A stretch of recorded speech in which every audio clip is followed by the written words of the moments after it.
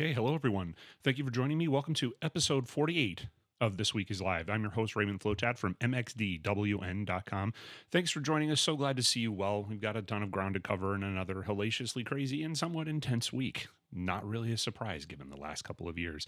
I wanted to say, as a programming note, just before we get into everything today, that this is, as we've been mentioning, the first of the last 3 episodes of what we're loosely going to call season 1 of this show. I'm going to do this and 2 more episodes, and then we're going to be off the air for the rest of 2023, and a little bit of 2024. We'll be back in early 2024. We've got a whole bunch of really amazing stuff kind of cooked up and coming, a whole mess of things that are in the works. And in addition to more video content, more video interviews, this is just the beginning of a lot more video content from Mixdown. We also, as a programming note, have very, very soon in the next week or two coming video interviews along with written pieces that were done with Blothar of Gwar. You're not going to want to miss that one. It's a hoot. It's hilarious. Emily Kinney, the singer and actress known for her role as Beth on The Walking Dead a few years back, and also the legendary Mark Arm of Mudhoney. So we've got a whole bunch of stuff coming and a lot more stuff, a lot more shows, a lot more surprises. But first, we're going to start here today in the first of the last 3 episodes of 2023 and our first crazy year of having this show. I cannot believe it has been 48 episodes now, with this show being the 48th, that we have been recapping headlines and we've been telling stories and having interviews and surprises and special guests. So let's get right into it with headlines for this week. There's no way we could start today's show any other way than by mentioning that apparently, and I say apparently strongly, there is a resolution to the SAG-AFTRA strike. Okay, SAG-AFTRA, the Screen Actors Guild, the American Federation of Television and Radio Artists, which represents something in the neighborhood of 160,000 working actors across film and television, has been on strike. Now, we had reported to you earlier in the summer how the Writers Guild of America had gone on strike, and they had basically gone on strike for a litany of different reasons that were pay raises and better standards of work, but also, of course, the thorniest of all issues right now in the early part of the 20s. Yes, we're in the 20s. I know it doesn't feel like that because we always think of the 1920s, but yes, here we are in the 20s. Artificial intelligence. And the Writers Guild of America was very satisfied with the terms of the resolution of their strike, and their board and their membership voted to ratify those changes and to go back to work. And so stuff is starting to be written, though not much has been said by many of the major studios and production companies about that. They were on strike, working and negotiating with and against, depending on how you want to look at it, the AMPTP, which is the trade union representing the producers and the different networks and production companies, the people who put together things and fund things, pay for things. So they are representing on behalf of the studios, the networks, the producers, the production companies. Now, within that, as that was happening, SAG-AFTRA went on strike. The WGA strike ended. Writers have gone back to work, but the SAG-AFTRA strike has been persisting, and there's been a lot of really thorny talk, a lot of difficulty, a lot of things indicating things were not going very well. There was a point where everybody walked away from the table, nothing was happening, and that everything had completely ground to a halt. And then also recently, there was some tough talk by AMPTP where they were indicating that they had decided that they had given their last, best, and final offer over to SAG-AFTRA's negotiators. Now, I don't know if anything like that really has teeth. I mean, no one's going to stop making movies and television shows forever. It's not just going to be some executive in a boardroom with no employees and everybody's laid off and it's just that person. So I don't know how last, best, and final anything might have been, but whatever the case may be, the negotiators on behalf of SAG-AFTRA found it to be sufficient, satisfactory enough to be worth saying, okay, we think we have a deal. Now, we think we have a deal is one, because this comes down to a certain degree of bureaucracy. It's not that the negotiators have complete autonomy to just say, there it is. That's the deal. It's all done. Everybody go back to work. It is not that simple. It is now up to the national board of SAG-AFTRA. They have to vote on it. Wouldn't be surprised if they vote yes. But then the interesting thing is that it all has to go, just like the WGA terms when that was arranged and everything was worked out for the WGA strike for the Writers Guild. They have to then put it to the union membership. The union membership has to vote to ratify these changes. Okay. And if they don't, everybody goes back to the negotiating table. Everything's still at a halt and nothing really stops. Now, as far as this moment is concerned, SAG-AFTRA has issued a directive to their membership. You can, resume what you're doing. Do not strike anymore. Do not be camped out and striking in favor of this. And, which is kind of a weird wrinkle to this, as part as like, being a denizen of, I guess you could say, social media and the waves and the series of freaking tubes of the internet. There was a ruling that they had given all of their membership do not promote struck content, which means anything that has to do with the production company that's a part of this breakdown in terms of a strike, you can't even talk about it. So that means, like, if you were a fan of Spider-Man, you couldn't talk about Spider-Man, or at least if you were a union membership. Of course, if you're not a part of the strike, you do whatever the hell you want. But apparently all of that can resume. And then Friday, the board is expected to vote, and then it will go to the union membership. But here's what's really interesting. We don't know what the terms of the deal are yet. So there's not a lot to say other than this is in theory, in principle. I don't know. I think that the negotiators on behalf of SAG-AFTRA were probably acutely aware of what it is their membership wanted. I doubt they would have come back. I mean, they had their heels dug in quite heavily for some time. I don't think that there was going to be, something like this where they say we've got a deal and they don't really have a deal. I mean, I don't know anything. I can't, be like making promises for the weather, but I wouldn't be surprised if you see this put to the union membership and it's probably what they were looking for and they'll probably go forward. Now, this is obviously significant, even if you don't care about the dorkery of these very complicated inner workings of business as far as, the film and entertainment industry, because this means that there will be new content created besides reality TV. I mean, if you're, a person who, all you do is watch reality TV, you've probably been fine and you could care less about any of this. But for everybody else, because most people like scripted, created content made by writers, content performed by actors and made by cinematographers and producers and directors and what have you, things were starting to dry up. This is something that is thought to be largely responsible for what might be a lackluster opening for Disney's The Marvels, which is, for lack of a better term, Captain Marvel 2, which was a $1.1 billion movie. Tracking reports had indicated that Captain Marvel 2, or The Marvels as it's, commonly titled, might do as low as $50 million this weekend. And of course, they're thinking there's a lot of speculation that maybe that's because none of the talent could promote the movie. None of the talent could be out there doing interviews or doing junkets or any of the kinds of things that are common trying to push a movie. Now, that remains to be seen. We'll see in that whether that happens, but there's so much more that has been pushed.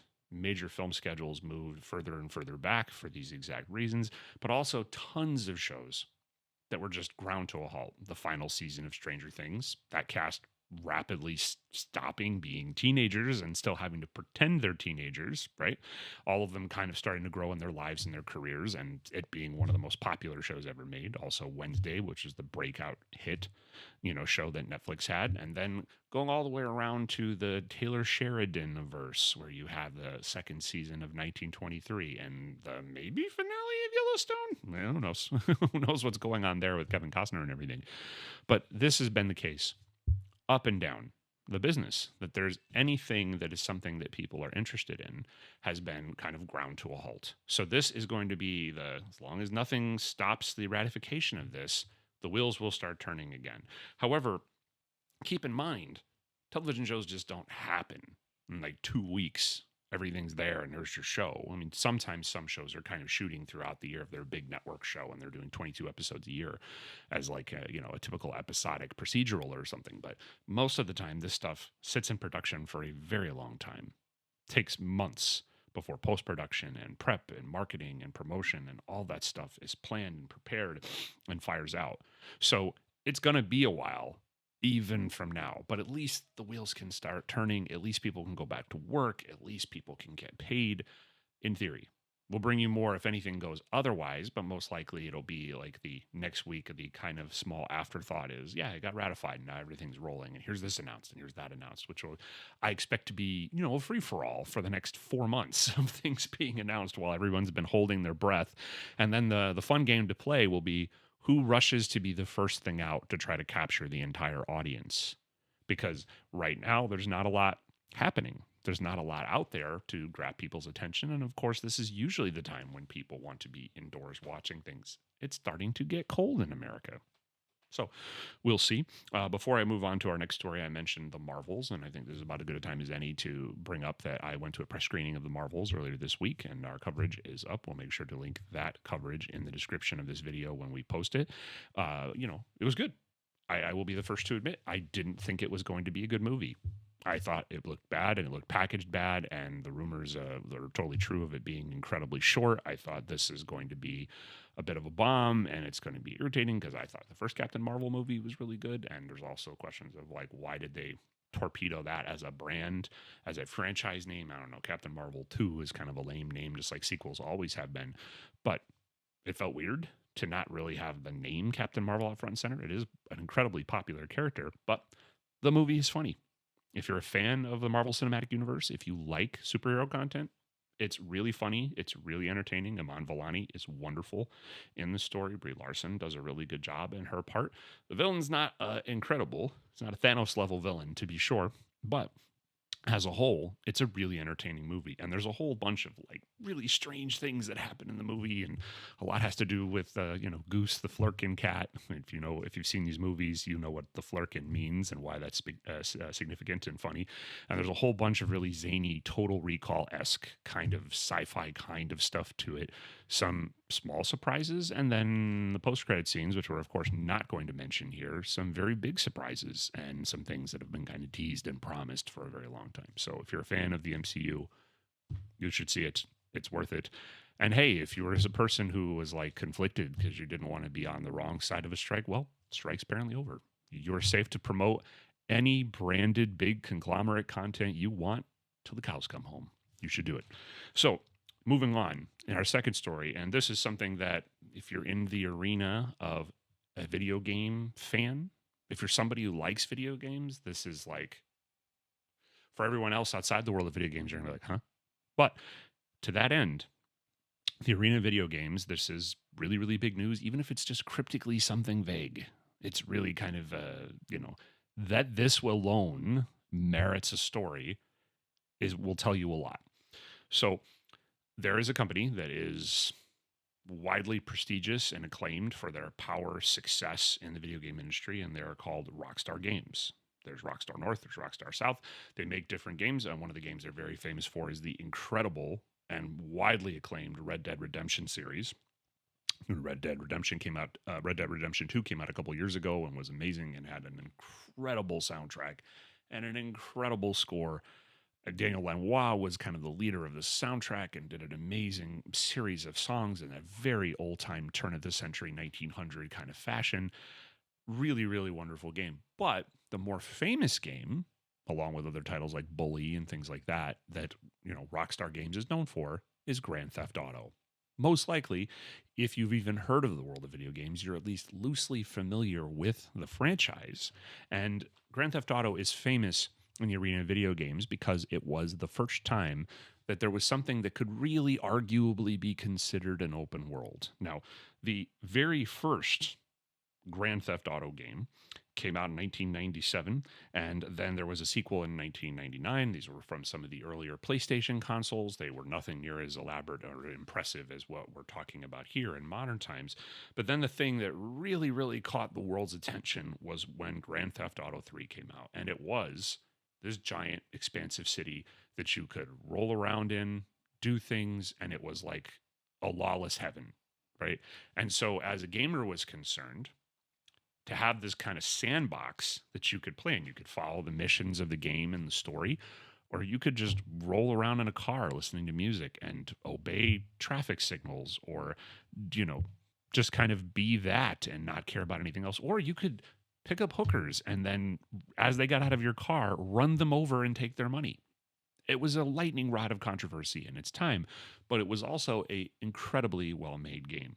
Now, coming on the heel of the success of Grand Theft Auto 3, and of course the controversy for the exact same things that I mentioned, and that drove as much sales as the quality of the game did. People talking about you could run over a hooker.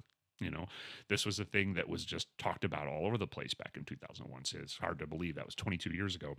But then in 2002, their breakout kind of smash happened, which was Grand Theft Auto Vice City. And Grand Theft Auto Vice City leaned heavily into 80s nostalgia and also had a just top-notch, incredible box set that featured 6 or 7 CDs full of, just each CD was a different radio station. There was a real radio station in the game, and it had every kind of music. I mean, there were Iron Maiden songs and Michael Jackson songs. There was, the classics of, early 80s hip hop, Mantronics and Run DMC, and so much wonderful, wonderful stuff. It was an incredible game. Same kind of thing, open world sandbox. The series has progressed over the years, and the last time they had a new title was Grand Theft Auto 5, which is a whopping 10 years ago now, which is amazing. Obviously, they've been working on things like Red Dead Redemption and other things like that, but these games are monstrous.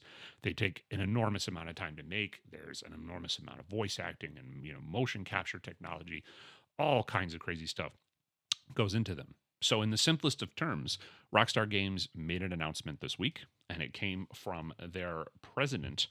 And let me make sure I got his name here. Sam Hauser, the president of Rockstar Games. And this is literally all that it says. Next month marks the 20th anniversary of Rockstar Games. Thanks to the incredible support of our players worldwide, we have had the opportunity to create games we are truly passionate about. Without you, none of this would be possible, and we are so grateful to all of you for sharing this journey with us. In 1998, Rockstar Games was founded on the idea that video games could come to be as essential to culture as any other form of entertainment, and we hope that we have created games you love in our efforts to be part of the evolution. We are very excited to let you know that in early December, we will release the first trailer for the next Grand Theft Auto.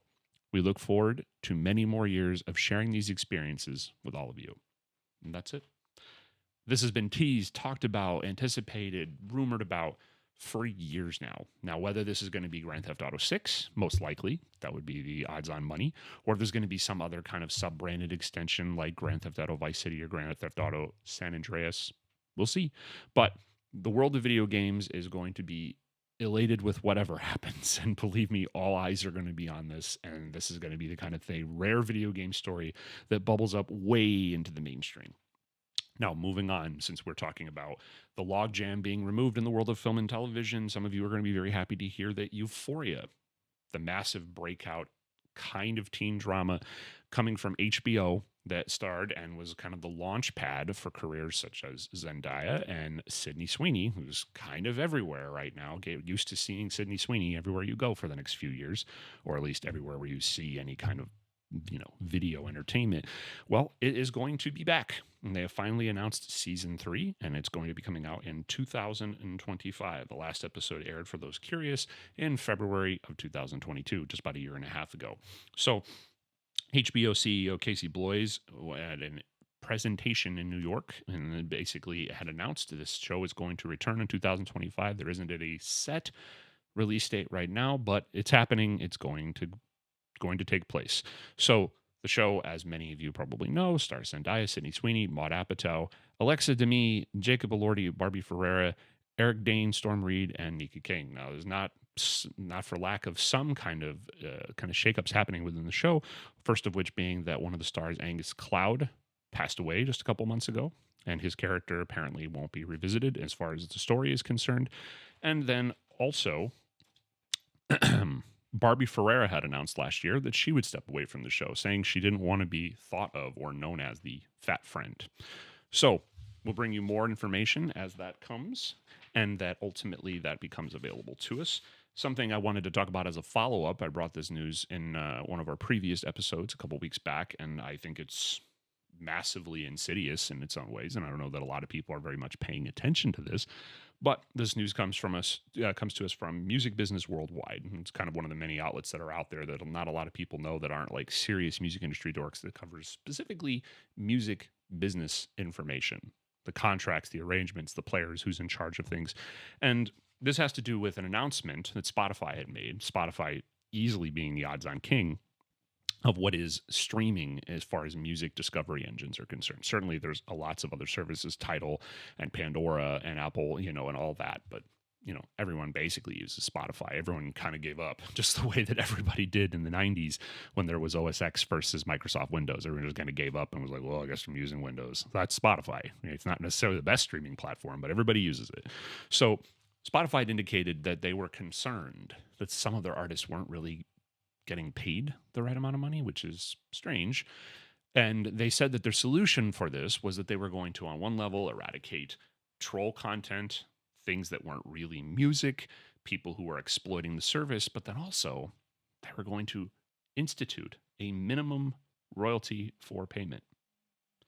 This means that if you're an artist who is not super popular, you're a super independent artist, that you then would not see any monetization whatsoever unless you eclipsed that minimum threshold. Well, Music Business Worldwide has the information that it looks like the amount, the benchmark to make it is that a given song has to eclipse for that year 1,000 streams.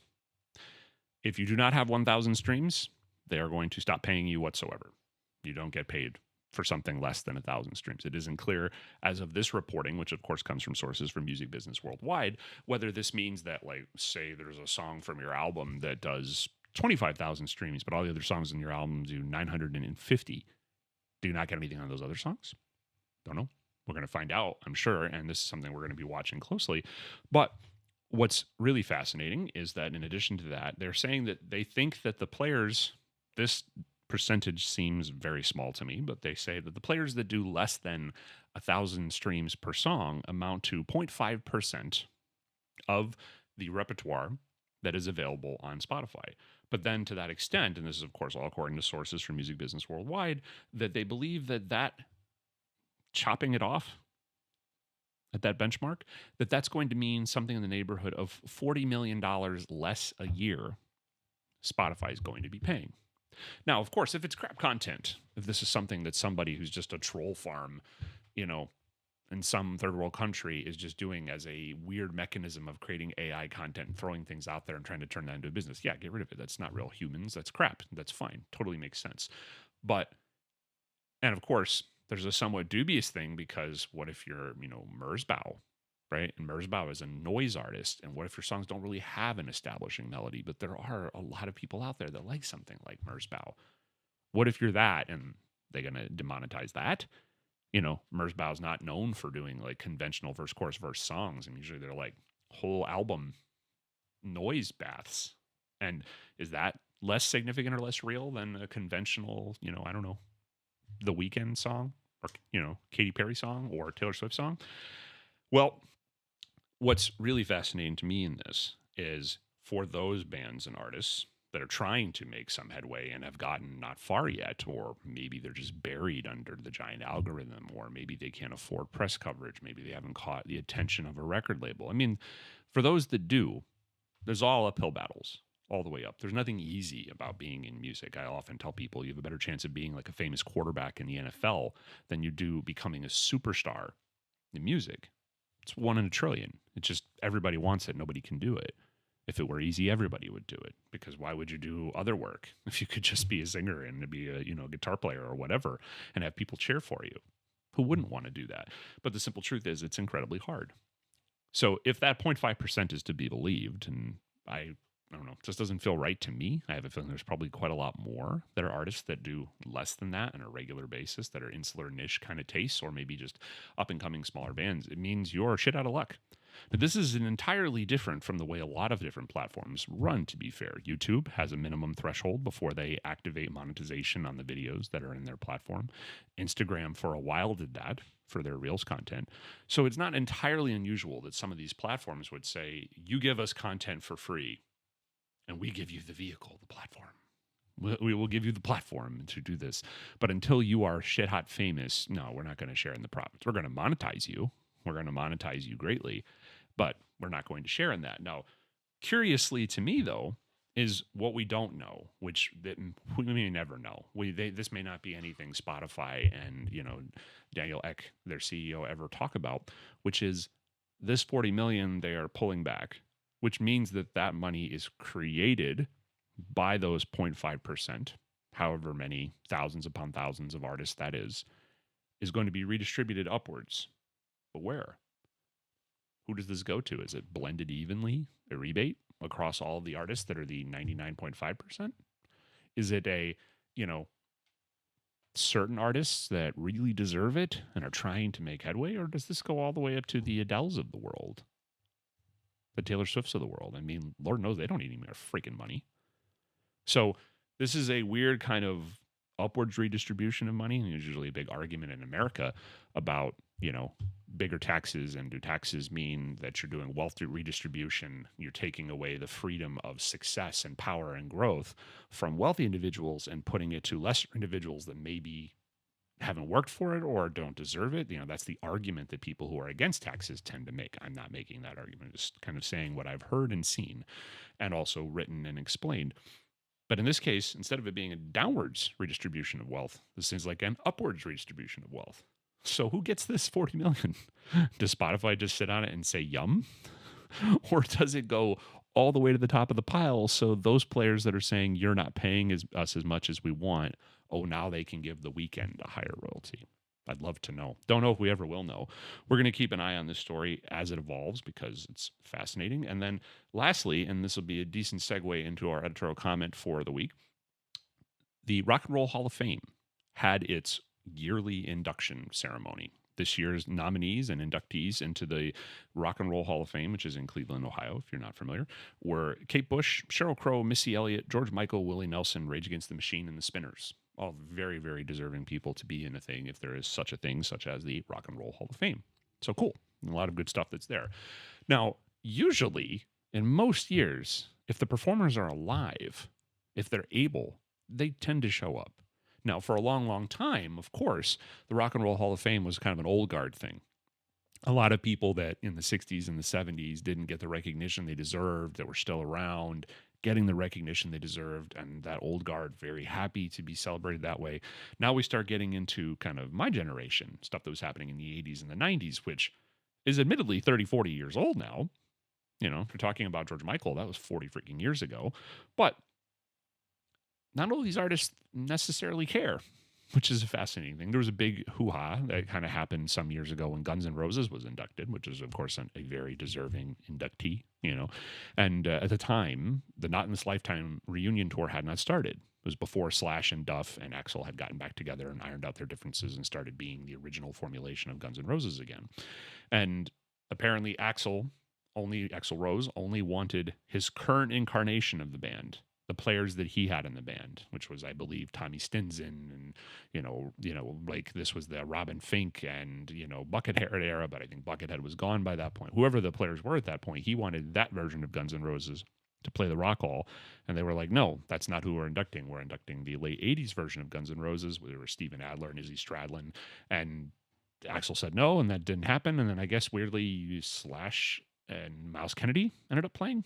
So there was a lot of talk about that when that happened several years ago when they were inducted. But this year, interestingly, Rage Against the Machine was inducted, and maybe not too surprisingly, but only one of the four members of Rage Against the Machine bothered to show up, and that was Tom Morello. He came holding a tiny sign that said ceasefire, which is obviously a reference to what's happening in the Gaza Strip right now and Israel attacking the Gaza Strip.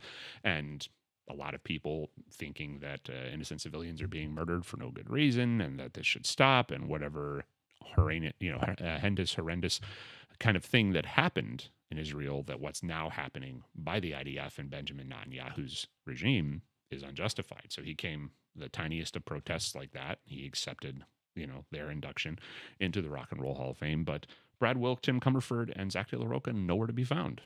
Also, interesting side note, no statement from the band as to their absence or why they weren't there. They're all perfectly capable and they all perfectly could play. It was discovered that very day, Zach De La Rocca was in Washington, D.C., perhaps not surprisingly, given the band's politics, protesting the invasion, the attack, whatever you want to call it, what's happening in the Gaza Strip right now. And he showed up at that protest along with 300,000 other people to basically protest the U.S. government potentially supporting Israel in this endeavor. But no statement from the band as far as being there. Interesting. One would think the recognition might mean something, but maybe it doesn't in a time of a very complicated and challenging world. I don't want to make any assumptions without them characterizing their own disposition. Also, interestingly, Kate Bush did not show up. Kate Bush has been kind of not someone who's been around much, played much, done much, doesn't really do interviews. And of course, this is on the heels of an explosion of success for Kate Bush, long overdue, by running up that hill, being used in what was the first half of the final bit of Stranger Things the other year. A pivotal part of the story, and, how they were trying to keep the character Max alive. And it became just this massive smash hit, and it had, been around for decades. So just really incredible, music supervision and music licensing, right? Well, Kate Bush didn't show up. She at least gave a statement. And she said, I am completely blown away by this huge honor and award that sits in the big beating heart of the American music industry. Thank you so much to everyone who voted for me. I never imagined I would be given this wonderful accolade. Last year was a surprisingly successful time for my track, Running Up That Hill. And I'm sure that a lot of you who voted me in to the Rock and Roll Hall of Fame also drove that track up the charts. Thank you. The real honor is knowing that you felt I deserved it. The Rock and Roll Hall of Fame has welcomed me into the most extraordinary rostrum. When I was growing up, my hero was Elton John. I pored over his music, longed to be able to play the piano like him, and longed to write songs that could move people in the way his work moved me.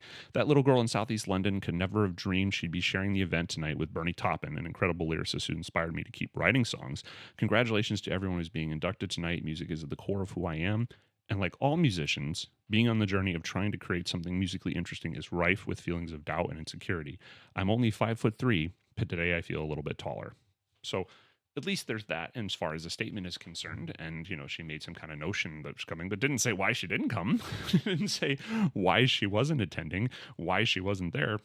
This is kind of fascinating to me. I mean, I get it. Maybe time, money, budget, travel, and hell, COVID-19 concerns. Being around a lot of people means the potential of viral exposure. So maybe that's it, but it's interesting how little is being said about that. Now, I kind of wanted to end off today with our editorial comment and kind of just loosely, not directly related. I'm not complaining about Rage Against the Machine or Kate Bush not showing up at the Rock and Roll Hall of Fame, but has me thinking about the concept of showing up. And this is something that is kind of an impossible part of trying to become great at something in this world. I have noticed as years have gone on, the more people I've interacted with, the kind of, I guess you could call it flexibility, a lack of stick-to-itiveness, a notion of the moment things become difficult, kind of cutting and running. It seems like a lot of people, a lot of our populace are in a place of, it's not working for me, I'm out. Now, way before my time, the generations before my time, you tended to do things most of your life. People would have jobs or careers or lives, and they didn't usually change them. And of course, this was a time when there were companies and jobs and pensions and, the kinds of things and long-term benefits and notions of retirement funds were really, really common. You could work a job for 40 years until retirement age and then have a semi-comfortable retirement. If not, be very wealthy, you could at least be comfortable. And as my generation came up, that kind of went away. People started jumping from job to job because you can't find what you're looking for in a job. You bounce to a different job. You go where you can find a better deal and a better terms. And that became the way to kind of climb the ladder because you couldn't really climb the ladder. Or if you were in a company in the long run, and look at all the layoffs in the video game industry over this last year, any job, any company, if things start to break in a bad way, their loyalty for you is only paper thin. It always disgusted me in the beginning of the pandemic and how many different big companies in the music industry, I'm not here to name names, but within the music industry, as soon as the pandemic hit, were letting go of massive swaths of their workforce. I mean, we're talking about multi-million-dollar or billion-dollar companies, and there was nothing more in the kitty than they could make it even 1 month with the world shut down, and then 20-30% of their workforce was let go. So on some level, there's obviously been a changing dynamic, and there's been a changing paradigm.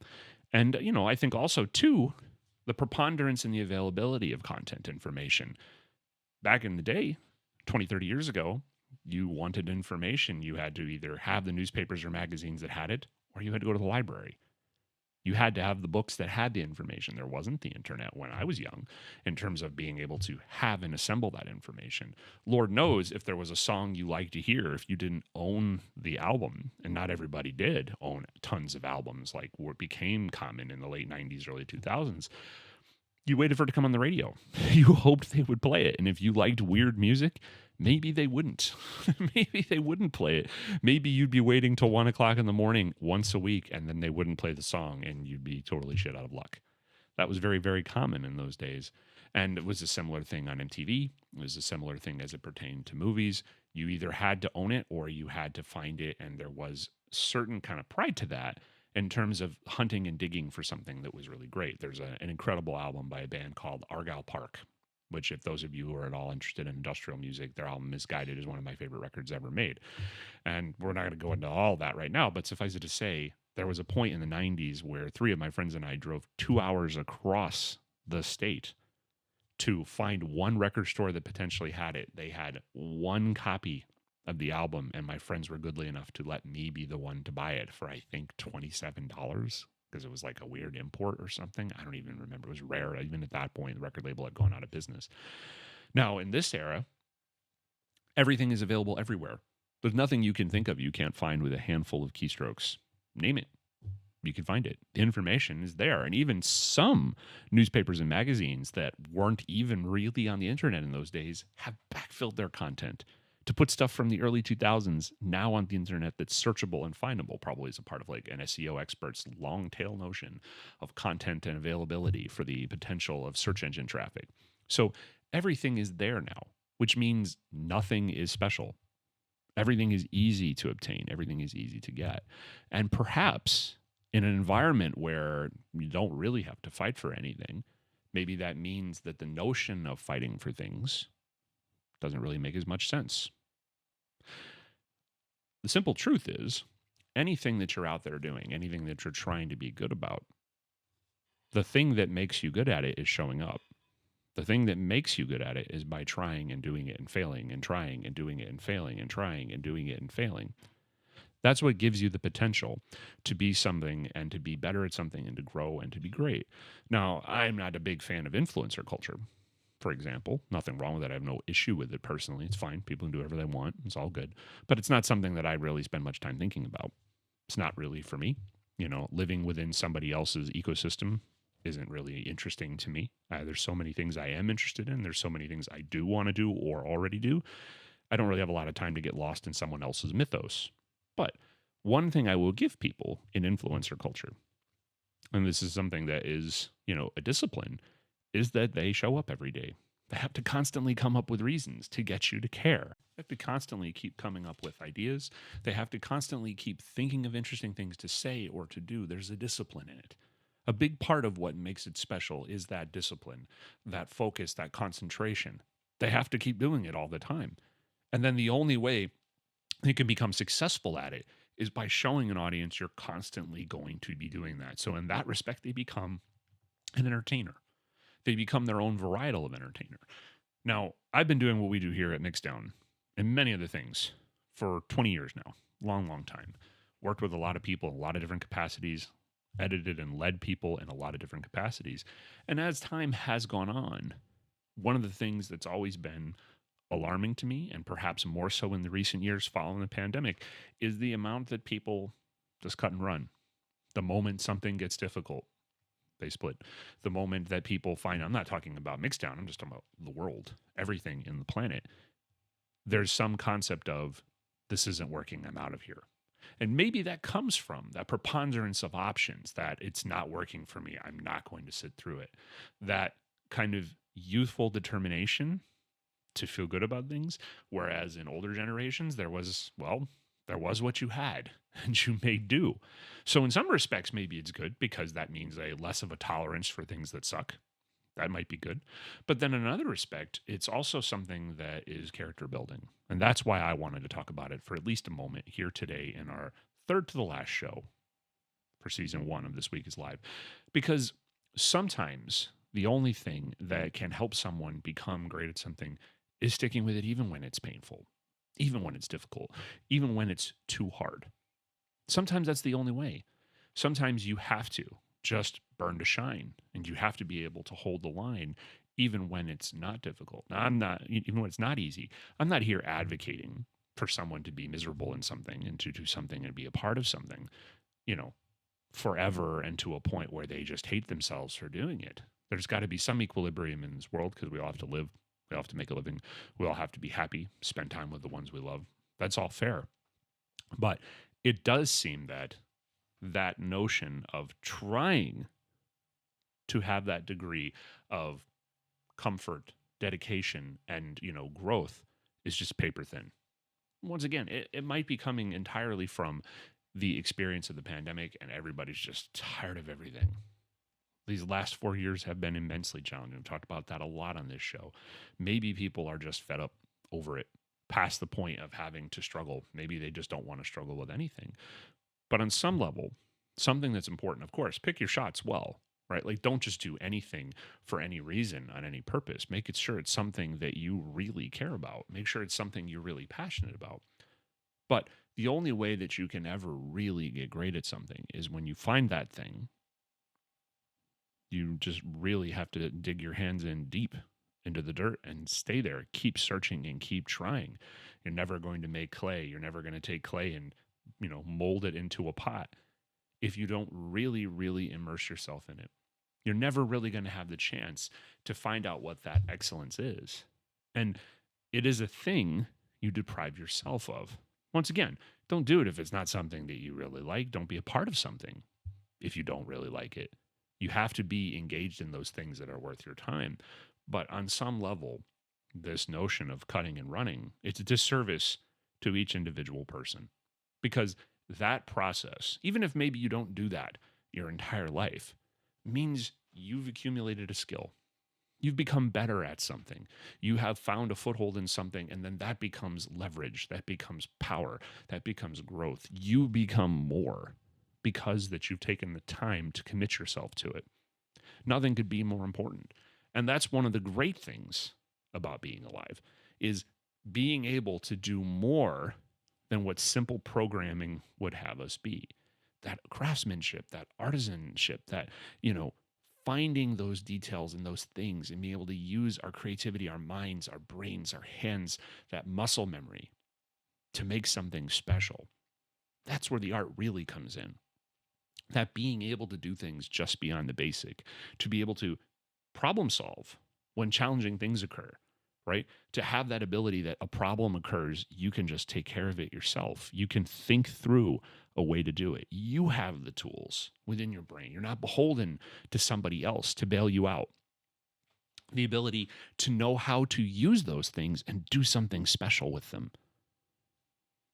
There's nothing better on earth than knowing that applied knowledge exists within you. So as I say, for anyone out there, and this is maybe aimed a little bit more at the younger listeners and viewers of this show, if you find yourself reticent to that commitment, maybe ask yourself why. And maybe try to target yourself on those things that you really, really are interested in, and then really just sit with them and fight. I promise you it's worth it. There's so much to be gained. And of course, you don't have to do anything forever. You don't have to be a part of anything forever. But do those things that matter to you and then fight for them. Give yourself a chance to grow and evolve within it, because so much of what we deserve in this world comes from that practice makes perfect, that application, that determination to stick to something and to really get great at it, to not just be one person out there amidst thousands who have basically the same level of skill to saying, give me what I want. You become something that's undeniable. People can't possibly say no to you. You become something that like everyone wants. And that's all that I ever want when I think of the world and every people, even people I don't like, even people I think are, abominable, is I want everyone to be a success.